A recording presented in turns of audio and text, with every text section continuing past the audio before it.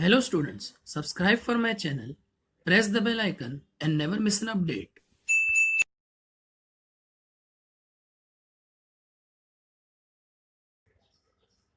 Hello students, welcome to my YouTube channel classic tutorial.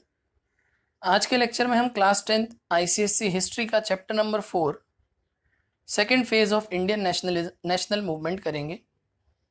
ये 1905 से 1916 का एरा है जो असर्टिव नेशनलिस्ट का था। कुछ असर्टिव नेशनलिस्ट मैं आपको यहाँ बताता हूँ, जैसे कि लाला लाजपत राय, बाल गंगाधर तिलक और बिपिन चंद्र पाल। ये जोड़ी लाल बाल पाल के नाम से भी मशहूर थी। लर्निंग ऑब्जेक्टिव्स क्या है इस चैप्टर का? सबसे पहले हमें पढ़ना है brief mention of the causes of partition of Bengal. Partition of Bengal के कॉजेज को हमें ब्रीफली पढ़ना है and its perspective by the nationalist, और नेशनलिस्ट लोगों ने अपना क्या व्यू दिया इस पर, ये हमें पढ़ना है।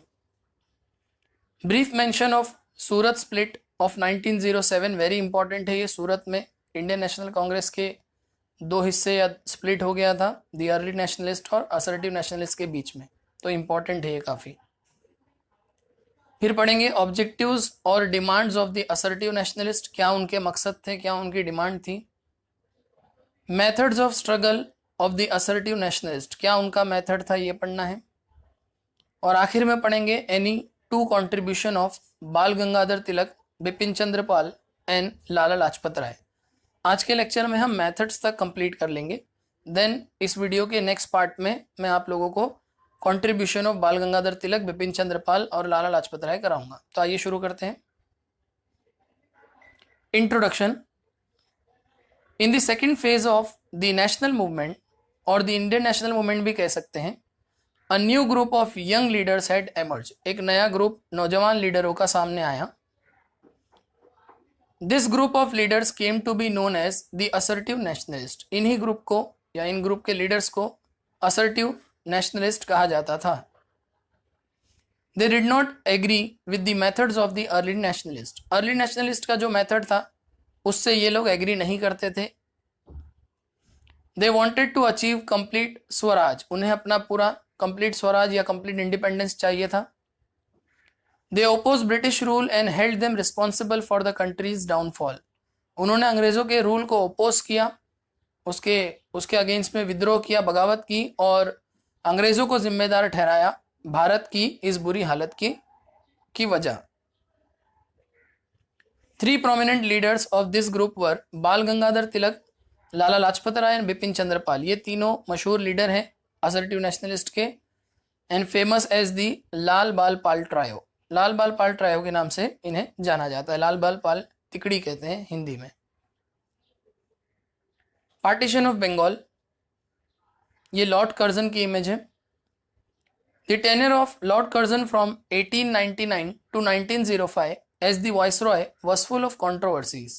इसका जो ज़माना था, इसका जो टेन्योर था 1899 से लेके 1905 का, वो कंट्रोवर्सीज से भरा हुआ था। The partition of Bengal in 1905 was one of his administrative measures, created strong resentment among Indians. Partition of Bengal जो इसने 1905 में किया था, एडमिनिस्ट्रेटिव मेजर या एडमिनिस्ट्रेशन का एक हिस्सा था, जिसने भारतीय लोगों में बहुत ज़्यादा रेजेंटमेंट यानी बेचैनी पैदा कर दी थी। ये इमेज आप देख रहे होंगे, ये पार्टीशन ऑफ बंगाल की इमेज है। इसने वर्टिकली ये पार्टीशन किया था। ये ग्रीन में जो आप देख रहे हैं ईस्टर्न बंगाल है, ये मुस्लिम मेजॉरिटी एरिया था, और रेड में जो आपको नज़र आ रहा है ये बंगाल है, ये हिंदू मेजॉरिटी एरिया था।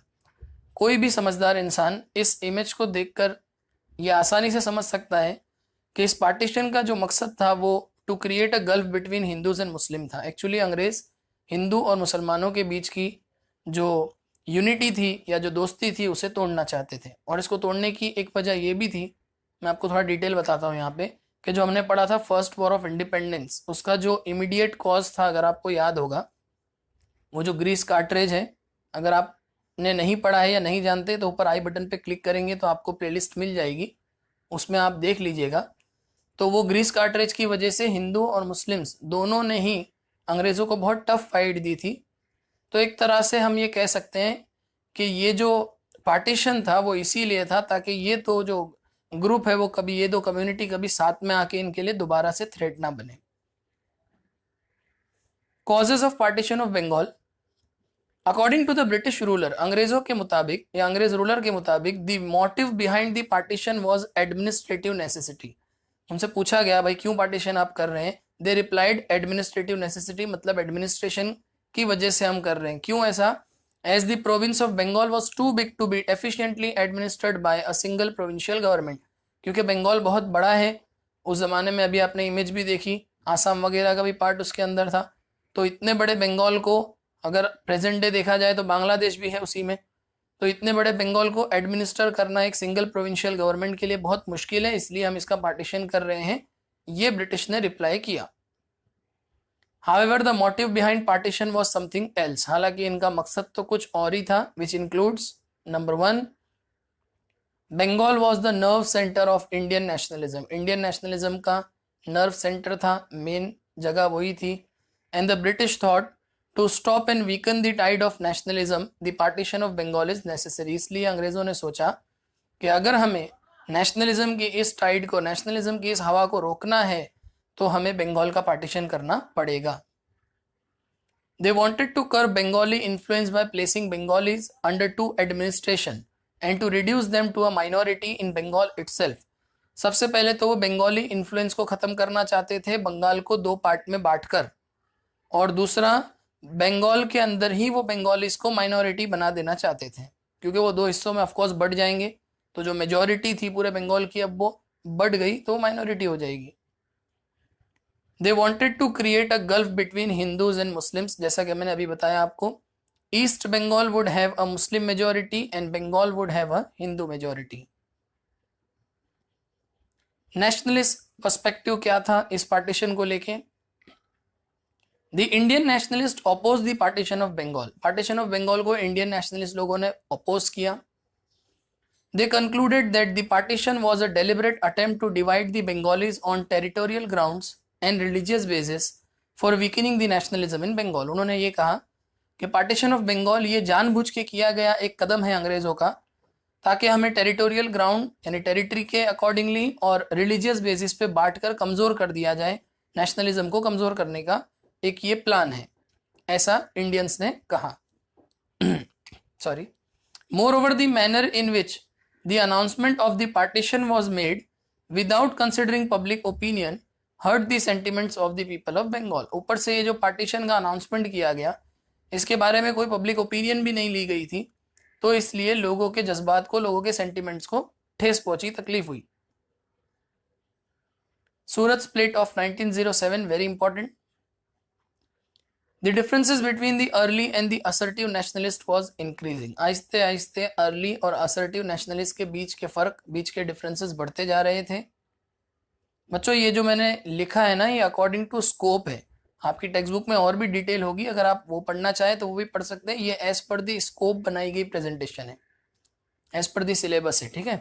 The assertive nationalist wanted to extend Swadeshi and boycott to the entire nation to attain Swaraj.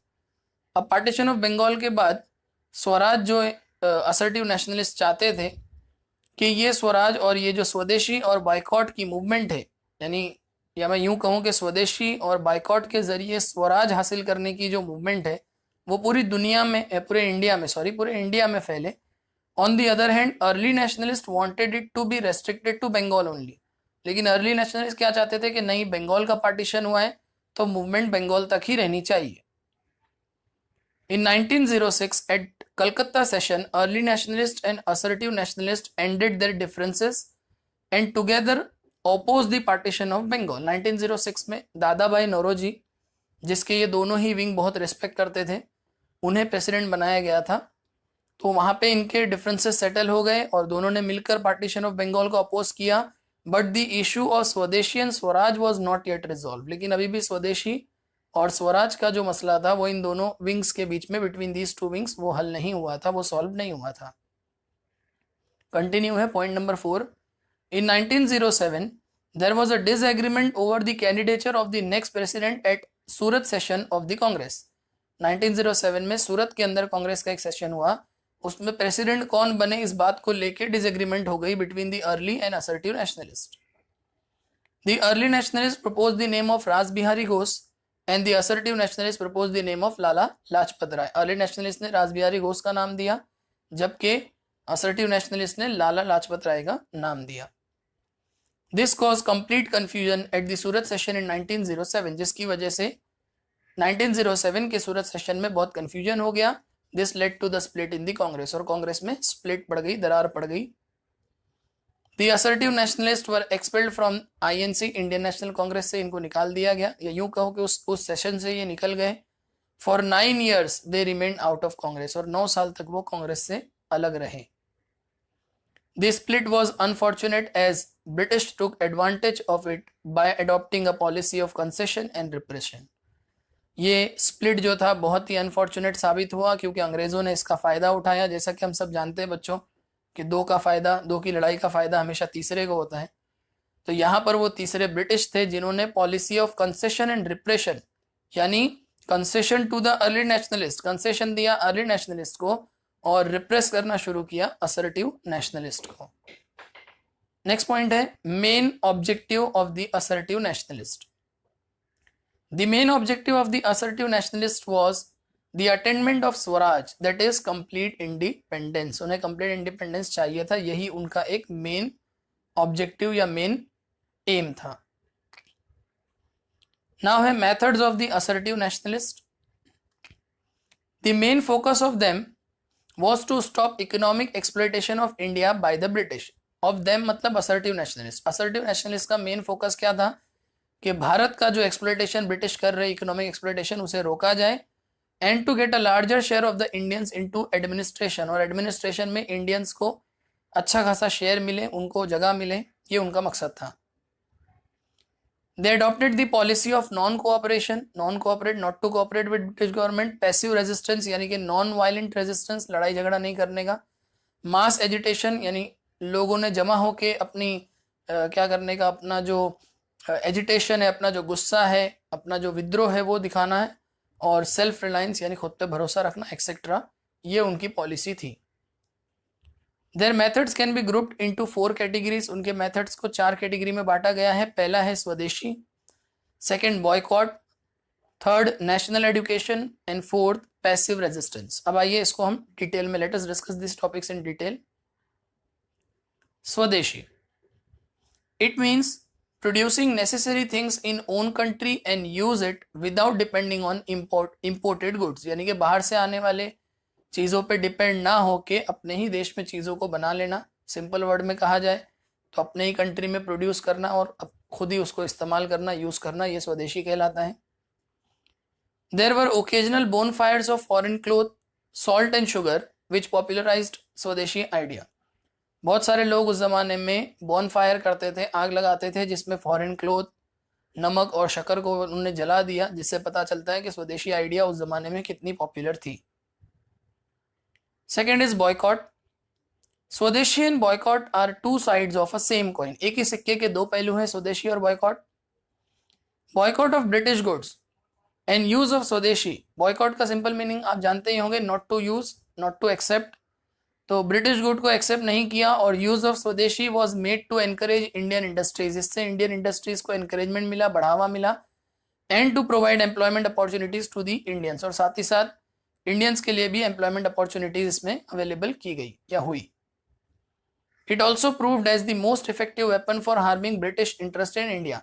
हम सब जानते हैं भारत में अंग्रेज जो है, ब्रिटिश जो है, वो ट्रेड करने के लिए ही आए थे, और अगर हम उनकी चीज़ों को खरीदेंगे नहीं, उसका बाइकआउट करेंगे, तो ऑफकोर्स उनका जो इंटरेस्ट था इंडिया में वो अफेक्ट होगा, उसको नुकसान पहुंचेगा. नेक्स्ट है national education. When the British government threaten to take action against those students who were helping the assertive nationalist, जब अंग्रेजों को पता चला कि स्टूडेंट्स असर्टिव नेशनलिस्ट की हेल्प करते हैं बॉयकॉट में, स्वदेशी में, तो उन्होंने उनको धमकी दी कि हम आपको स्कूल से, कॉलेज से निकाल देंगे या फेल कर देंगे XYZ. तो national leaders decided to establish national universities free from government control. तो इसलिए नेशनल लीडर्स ने सोचा कि ऐसे स्टूडेंट्स के लिए हम यूनिवर्सिटीज बनाएंगे जिसपे गवर्नमेंट का यानी ब्रिटिश का कोई भी कंट्रोल नहीं होगा. Many educational institutions were started during this period like Bengal National College in Bengal, Pachayappa National College in Chennai, DAV Dayanand Anglo Vedic, इसका फुल फॉर्म है कॉलेज इन पंजाब एक्सेट्रा। ये सारे एजुकेशनल इंस्टीट्यूशन या कॉलेजेस शुरू किए गए। Efforts were also made to provide education in vernacular languages, यानी except English जो अदर लैंग्वेजेस हैं जैसे हिंदी वगैरह, तो इसमें भी एजुकेशन दी जाए, ये भी कोशिश की गई। Point number 4 is passive resistance, as I said earlier, non violent resistance. To achieve their aim, the assertive nationalists adopted the policy of non-violent resistance। अपने मकसद को हासिल करने के लिए assertive nationalists ने non-violence resistance का रास्ता अपनाया। They asked people not to cooperate with the government and boycott government services। उन्होंने कहा लोगों से कि आप गवर्नमेंट के साथ कोऑपरेट मत करिए और government services, schools and colleges and courts, ये जो भी गवर्नमेंट के स्कूल, कॉलेज और कोर्ट्स हैं और उनके सर्विसेज हैं, उन सबको बॉयकॉट करिए। They advocated courage, self-confidence and spirit of sacrifice to attain Swaraj. हिम्मत, खुद पे भरोसा और सेक्रीफाइस करने का जज्बा आपके अंदर होना चाहिए, तभी आपको स्वराज मिलेगा। Besides these, the other method used by them were as follows। इसके अलावा और भी दूसरे मेथड्स उन्होंने यूज किए, जैसे कि नंबर 1 है रिवाइवलिज्म, रिव्यू किया हमारे भारत की ग्लोरी को। They revive self-respect by referring to India's past glory। लोगों को बताया हम किस देश के जो है, किस देश के नागरिक है, हमारा देश कैसा था, हमारा पास्ट कैसा था, ब्रिटिश के आने के बाद वो कैसा हो गया। These leaders plan the national movement on people's religious belief। बहुत सारे religious beliefs के साथ ही ये national movement को चलाया गया, जैसे कि तिलक रिवाइव शिवाजी फेस्टिवल या शिवाजी महाराज फेस्टिवल इन 1895 में शिवाजी महाराज के फेस्टिवल को रिवाइव किया लोकमान्य तिलक ने।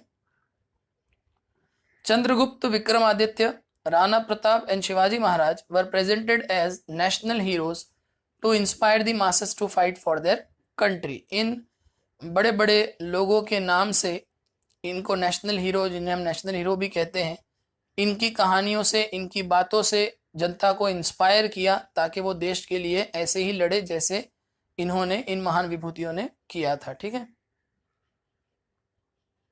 Personal sacrifice, the followers were ready for self sacrifice, suffering and hardships to achieve their aim. मतलब इनके जो फॉलोवर्स थे वो अपने आप को सेक्रीफाइस करने के लिए कोई भी सफरिंग, कोई भी नुकसान, कोई भी दर्द, तकलीफ, हार्डशिप बर्दाश्त करने के लिए भी तैयार थे ताकि उनका एम हासिल हो सके। Then mass involvement, The assertive nationalist had faith in the strength of the masses। उनका यकीन था कि एक साथ मिलके हम कुछ भी कर सकते हैं, हमारी स्ट्रेंथ बढ़ेगी। They arose the masses by influencing them with their sacrifice and suffering। sacrifice और suffering के जरिए उन्होंने लोगों को इन्फ्लुएंस किया। तो बच्चों आज के लिए पार्ट 1 कंप्लीट हुआ। बहुत जल्द मिलूंगा पार्ट 2 के साथ। मुझे उम्मीद है कि ये लेक्चर आपको अच्छे से समझ में आया होगा। अगर आपको ये वीडियो अच्छा लगा तो लाइक करो, कमेंट करो, शेयर करो और इस चैनल को ज़रूर सब्सक्राइब करो और अपना बहुत ध्यान रखो। Thank you.